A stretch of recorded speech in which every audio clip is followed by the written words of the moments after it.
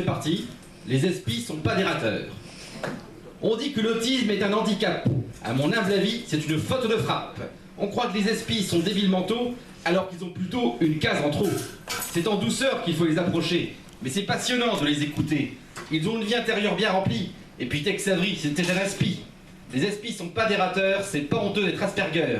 Cherchez plus la rime anormale, ça ne peut être que banal. À l'école, ils ne rentrent pas dans le rang, ça ne les empêche pas d'être brillants.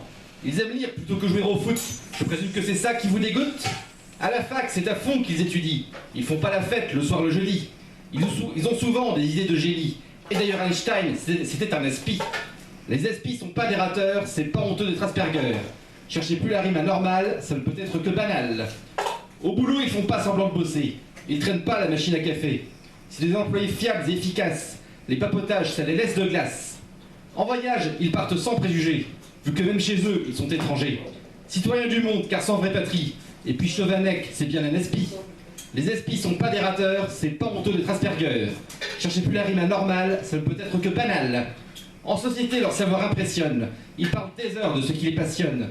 Ils ont souvent besoin de s'isoler pour mieux revenir plus passionnants que jamais. En bref, il faut pas saquer les autistes. Les espis, c'est des penseurs, des artistes. D'ailleurs, ce poème, celui qui l'a écrit, le professeur Blequin, c'est un espi. Les espis sont pas des rateurs, c'est pas honteux d'être Asperger. Cherchez plus la rime anormale, ça ne peut être que banal. Les espis sont pas des rateurs, c'est pas honteux d'être Asperger. Suffit de voir la politique voulue par des neurotypiques. Et voilà. Bravo.